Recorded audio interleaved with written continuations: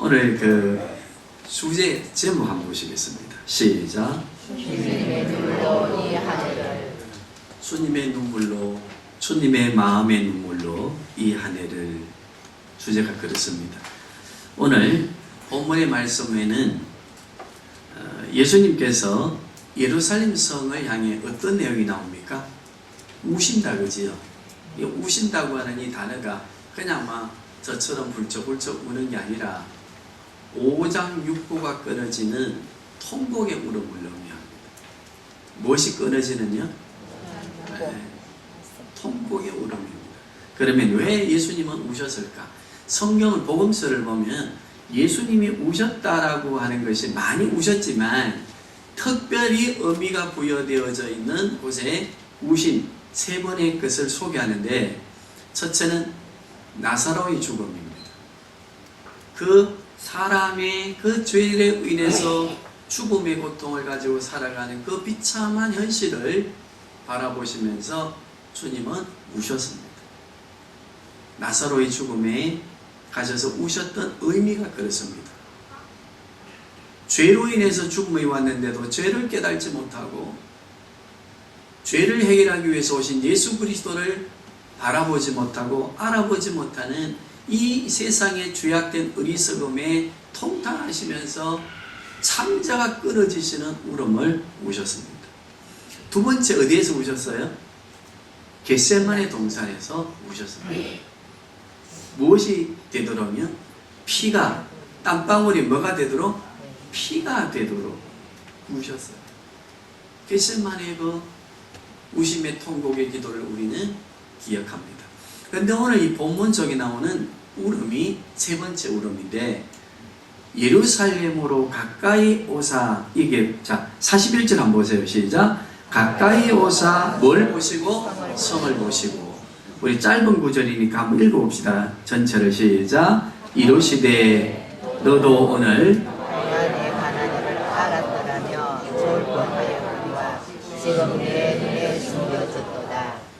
그러니라 내 원수들이 도둑을 쌓고 너를 불러 사면을 가지고 또 너와 그 가운데 있는 내 자식들을 땅에 베어치며 돌 하나도 도리에 남기지 아니하리니 이는 내가 보시는 나를 알지 못함을 인하니라 하시니라.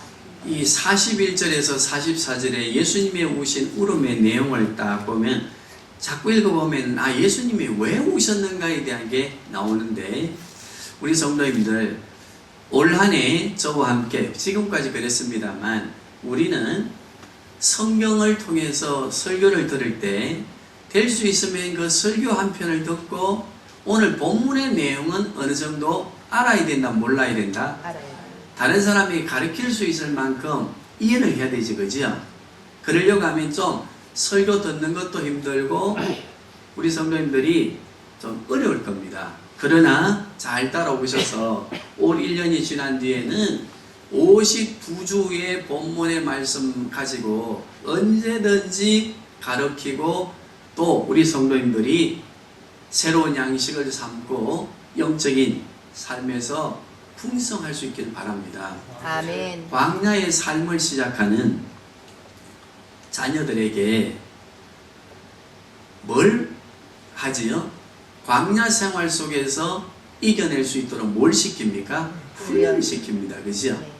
그 훈련시키는 데 있어서 무엇을 중요하게 생각하겠습니까? 엄마가 따라다니면서 광야 생활 속에서 음식을 제공할 수 없으니까 뭘 가르치고 훈련시키겠습니까? 어디에서든지 혼자 스스로 양식을 만들어 음식을 만들어 먹을 수 있는 훈련을 시키겠지, 그지요? 엄마가 만들어주는 음식만 받아 먹고 살다가 훈련 받지 않다가 광야 생활로 무인도 생활로 들어가면 굶어 죽습니까? 안 굶어 죽습니까?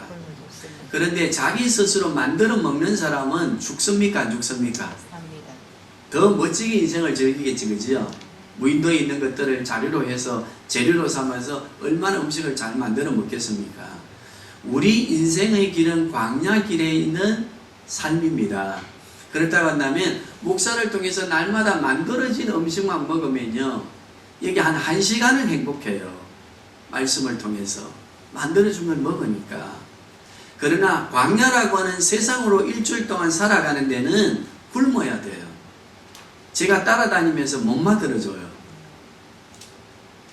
그러면 우리 성도님들은 오늘 예배를 통해서 설교 말씀을 듣고 성경을 배우시면서 적어도 한 주간의 삶에 대한 양식을 만들어 먹는 본문에 대한 양식을 만드는 이해가 있어야 되겠죠. 그죠? 네. 그래야 우리는 넉넉하게 세상을 이기고 엿새 동안의 삶을 풍성하게 하나님의 나라의 백성으로 살아가는 자녀의 권세자들이 되는 줄로 믿습니다. 아멘. 그래서 저는 될 수 있으면 우리 성도님들이 이 말씀을 딱 들으면 이 말씀을 스스로 해석해가며 또 배운 것으로 해석해가며 양식을 만들어서 먹고 나누어 먹는 공동체를 만들어가는 우리 교회의 성도님들 될 수 있기를 소망하면서 또 준비하고 기도하는 것이니까 우리 성도님들 이해하시고 오늘 본문의 말씀에 조금 귀를 기울여 주시기를 바랍니다. 자, 여기 예루살렘 성으로 가까이 오사라고 하는 이 단어는요, 거리를 표현하는 단어보다는 무슨 단어인가 하면 예루살렘의 앞으로 다가올 일에 대한 표현입니다. 가까이 오사는 무슨 단어라고요? 예루살렘 성으로 예수님이 자꾸 다가간다라고 하는 의미보다는 더 큰 의미가 무슨 의미라고 했습니까? 예수님의 문맥을 보니까 예루살렘 성을 보고 우셨어. 그러면서 예루살렘 성이 앞으로 일어날 미래에 대한 일을 막 소개해놨지, 그죠? 그러면 이걸 무슨 의미인가 하면 예루살렘으로 예수님이 가깝게 다가간다고 하는 거리적 의미보다는 예루살렘 성의 앞으로 다가올 일에 대하여 표현하는 단어가 어떤 단어입니까? 가까이 오사. 자, 그러면 예루살렘 성에 도대체 앞으로 어떤 일이 닥쳐오기 때문에 예수님이 이렇게 우셨을까를 기억하시면서 우리 한번 다시 적용으로 한번 빠져보십시다. 어떤 의미인가 하면 우리 성도님들은 오늘 이 말씀을 통해서 적어도 우리 창원도성, 우리 가정, 우리 자녀의 미래, 그리고 우리 창원, 우리 대한민국 열방에 다가올 미래를 바라보면서 눈물을 흘릴 수 있는 지혜를 오늘 배워야 됩니다. 아멘. 예수님이 왜 우셨는가? 예루살렘에 다가올 미래의 사건들을 바라보면서 우셨거든요. 이게 우리에게 주시는 예수님의 마음이에요. 올 한 해 우리는 어떻게 살아야 되는가? 우리 미래에 다가올 우리의 가정, 우리의 자녀들, 우리 민족의 미래, 열방의 미래를 향해서 바라보며 우리가 눈물을 흘리고 통곡할 수 있는 그리스도인이 되어야 됩니다. 자, 그러면 도대체 예루살렘에 가까이 오사 예루살렘에 다가올 미래의 일을 보시면서 우셨는데 어떤 미래가 도대체 다가오기 때문에 우셨을까? 예수님이 이 눈물을 흘리시고 십자가에 피 흘려 금요일날 돌아가시고 주일날 부활하시고 40일 동안 이 세상에 계시다가 감람원이라고 하는 곳에서 하나님의 나라로 성천에 올라가셔서 보좌 우편에서 지금 우리를 위해서 중보하시는 일을 하십니까? 안 하십니까? 하고 계신다, 그지요?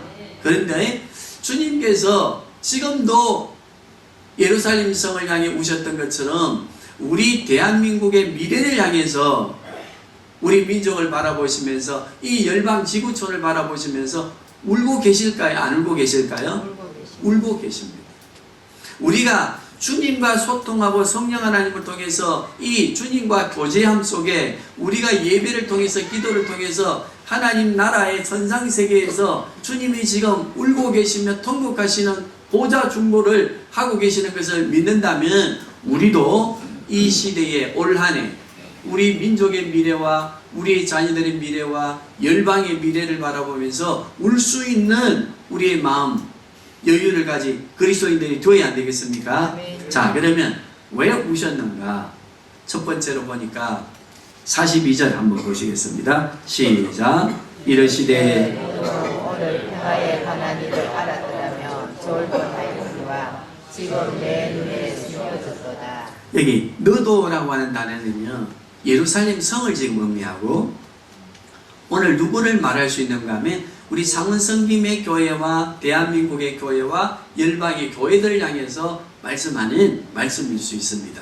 그러면 이 42절이 뭔가 하면 예수님이 오신 이유에 대해서 너도 평화에 대하여 알았다면 했는데, 이 평화가 누구를 의미하는가 하면 예수님이 오실 때 천군 천사들이 찬송을 했어요. 무슨 찬송을 했어요? 지극히 높은 곳에서는 하나님께 영광이요, 땅에서는 거룩함을 입은 자들의 평화로다. 기뻐하심을 입은 사람들 중에 무엇이라? 평화로다. 이 평화가 누구를 상징합니까? 누구를 말씀합니까? 예수 그리스도. 그러면 네가 평화에 대하여 알았다고 한다면 이라고 하는 이 말은 누구에 대하여 바로 알았다면? 예수님에 대하여. 내가 이 땅에 온 것을 네가 분명히 바로 알았더라면. 자, 그렇게 이해하시면서 다시 42절 읽어봅시다. 시작. 이러시되 너도 오늘 평화에 관한 일을 알았더라면 좋을 뻔하였거니와 했는데, 여기 좋을 뻔하였거니와 라고 하는 이 말은 무슨 말인가 하면, 평화의 왕으로 오신 예수님이 이 땅에 오신 목적을 바르게 예루살렘 성이 알았더라면 앞으로 예루살렘 성에 닥쳐올 미래를 피해갈 수 있었단 말입니까? 피해갈 수 없었다는 말입니까? 피해갈 수 있었다는 말입니다. 그러면 도대체 예루살렘 성으로 다가오는 미래가 무엇이 있었는가 하면요, 예수님이 성전에 가시고 난 뒤에 40년 뒤에 로마의 기도 장군이라고 하는 장군에 의해서 예루살렘 성이 오늘 본문에 나와 있는 대로 무너집니다. 디도 장군이 예루살렘 성을 딱 로마 군대로 포위하고 그 예루살렘 성에 있는 약 100만의 사람들을 죽이는데, 어떻게 죽이는가 하면 굶어서 죽입니다. 첫째, 서로의 자녀들을 삶아 먹습니다. 그래서 자녀들을 삶아 먹고 정신을 차립니다. 배가 불러지니까. 그런데 우리 자녀는 다른 사람이 삶아 먹고 그 사람들의 자녀는 내가 삶아 먹었어. 그것을 어머님이 통곡을 하고 거리를 누비며 그게 미친 사람도 나오고 충격을 받아서 정신질환자도 나오는 아비규환의 예루살렘 성. 그래서 예루살렘 성이 무너집니다. 항복을 합니다. 그때 로마 군대가 집에 들어가서요, 살아있는 어린아이들은 여기 나와 있는 대로 메어쳐서 떼기를 쳐서 죽입니다. 그러한 예루살렘의 미래가, 예루살렘의 40년 뒤에 미래가, 그런 참다운 미래가 다가오고 있는데도 예루살렘은 지금 압니까? 모릅니까? 모릅니다. 지도자들은 살이 사욕에 빠져 있습니다. 요즘으로 말하면 목사들 살이 사욕에 빠져 있고, 위정자들, 정치 권력가들 살이 사욕에 빠져 있습니다. 40년 뒤에 다가올 예루살렘 성에 대한 것은 도저히 알지 못하고, 그런데 그 일을 피할 수 있는 길이 있는데, 그 일을 피할 수 있는 길이 하였을 뻔한데라고 하는 이 단어는, 좋을 뻔했는데 이 단어는 뭐라고 했습니까? 피할 수 있다, 그지요? 어떻게 피할 수 있다고 했습니까? 평화의 왕으로 오신 예수 그리스도에 관하여 바르게 알았더라면 예루살렘서가 다가오는 미래에 그 참혹한 사건을 피해갈 수 있었는데 너희가 그것을 알지 못하는도다. 자, 하반절 읽어보십시다. 시작. 하였거니와 지금 내 눈에 어쨌다고요? 이것은 뭘 말합니까? 눈에 숨겨두었다는 것은 본다는 말입니까? 못 본다는 말입니까? 못 본다는 말입니다. 소경이 되었다는 겁니다. 먹고 사는 일, 소유하는 일에 살이 사요, 권세와 권력을 낭비하면서 그것을 활용하여서 더 서민들의 착취하고 세금을 거두고, 교계의 지도자들이라는 사람들은 교계의 지도자의 권위를 가지고 자기의 사육을 위해서 재산을 불리는 일에만 혈안이 되어 있지, 앞으로 다가올 40년 뒤에 예루살렘이 어떻게 처참한 도성으로 멸망당할 것인가를 보지 못하는 그 안타까움을 가지고 예수님은 우셨습니다. 그리고 말씀합니다. 예루살렘아, 예루살렘아, 내가 평화의 왕으로 나를 바르게 이해했다면, 지도자들아 바르게 가르쳤다면, 목사들아 바르게 가르쳤다면 앞으로 다가올 미래에 대한 것을 피할 수 있는데 너희가 그것을 보지 못하는도. 예루살렘의 여인들이 십자가를 짊어지고 영문 밖으로 나가시는 골고다 언덕을 향해 올라가시는 예수님을 바라보면서 울었습니다. 그때 예수님은 예루살렘의 미래를 바라보시면서 말씀하셨습니다. 예루살렘의 여인들아 나를 위하여 울지 말고 앞으로 40년 뒤에 다가올 예루살렘의 멸망과 그 속에서 너희 자녀들이 어떻게 처참하게 죽을 것인가를 바라보면서 너희 자녀들을 위해서 울으라고 했습니다.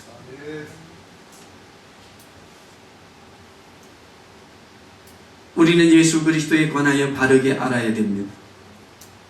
그래야 우리의 가정, 우리의 미래, 우리 민족의 미래, 열방의 미래에 다가오는 환난을 피할 수가 있습니다.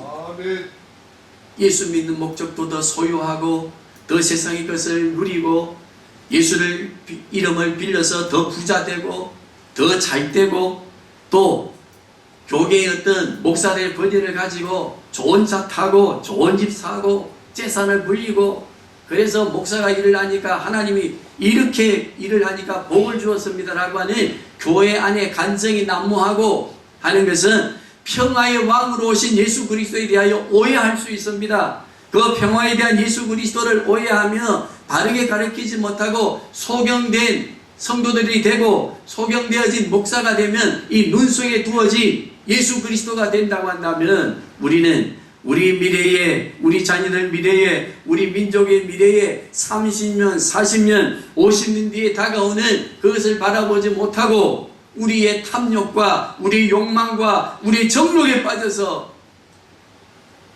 소경되어진 삶을 살 수가 있다고 하는 것. 거기에 예수님은 지금도 보좌 우편에서 울고 계시는 충고 사역을 하고 계심을 우리 교회는 바라봐야 됩니다. 그리고 우리는 올 한 해 울어야 됩니다.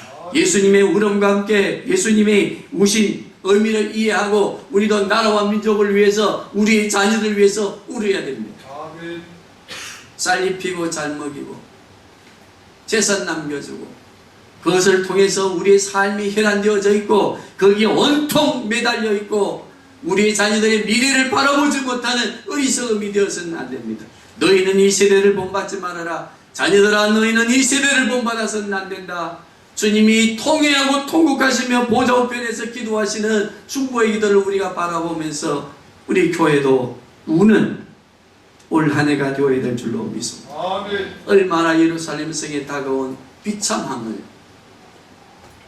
교회사를 기록하는 교회사를 공부해보면 얼마나 처참했는지 모릅니다. 우리 대한민국 지금은 위기입니다. 우리 정신세계도 위기입니다. 교회 안에도 위기입니다.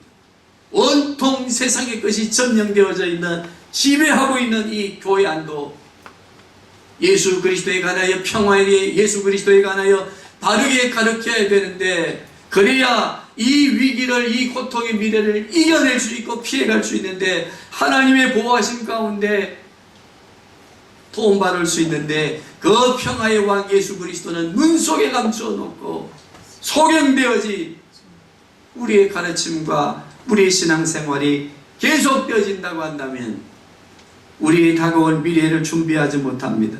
다가올 미래에 대하여 우리는 어떤 고통이 주어질지를 잊어버리게 되면 우리는 울지 않게 됩니다. 통곡하지 않게 됩니다. 기도하지 않게 됩니다. 예배가 형식이 됩니다. 예배가 시간을 따집니다. 이 시대의 가장 위험한 예배가 어떤 예배인 줄 아십니까? 시간을 정해놓은 예배입니다. 나는 정해진 시간에 예배를 드렸으니까 나는 예배자의 여분을 다했다고 생각하는 그 예배 중심, 그것은 위험할 수 있습니다.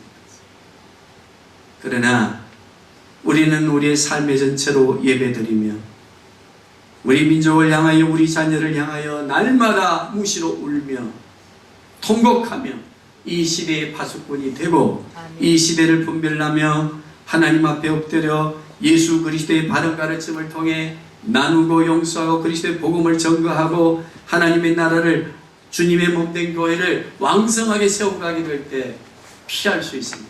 아멘. 우리 민족의 미래에도 다가올 위기를 피하게 됩니다. 아멘. 우리 교회와 우리 자녀들의 위기를 피하며 지혜롭게 풍성한 삶을 살아가게 되는 줄로 믿습니다. 아멘. 우리 성도님들 이해하시면서 43절 한번 보십시다. 시작. 나를 들지라 내 원수들이 폭풍을 쌓고 너를 눌러 사면을 받고 또 44절입니다. 너와 및 그 가운데 있는 내 자식들을 땅에 메어치며 돌 하나도 돌 위에 남기지 아니하리니 이는 내가 보살핌을 받는 날을 알지 못함을 인함이니라 하시니라. 43절과 44절은요, 예루살렘 성이 로마 군대에 의해서 어떻게 무너지고 어떤 일이 당할 것인가를 예수님이 예언해 주시는 말씀입니다.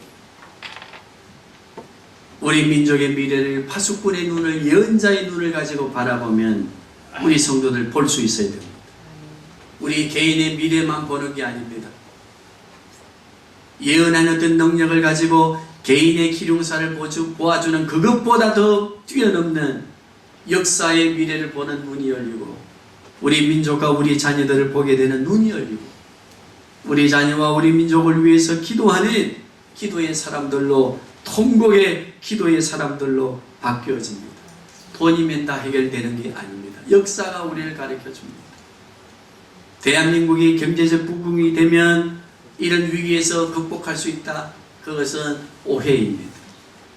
우리가 우리 민족을 향해서 눈물을 흘리며 통곡할 수 있는 이 마음은 어디로부터 오는 것인가 하면, 우매라도 사랑하고 싶다고 하는 민족을 향한 사랑, 우리 자녀를 향한 사랑, 그리스도의 마음으로 우리 민족을 사랑하고 교회를 사랑하고 직분을 사랑하고 자녀를 사랑하고 우리가 미래를 바라보는 예언자적 제사장적인 사명을 감당하게 될 때 우리는 울 수 있습니다.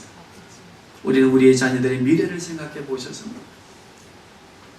제4차 문명시대에 10년여간의 이 세대가, 이 세상이 어떻게 바뀔 것인가를 여러분, 가전제품을 통해서 로봇화되어지고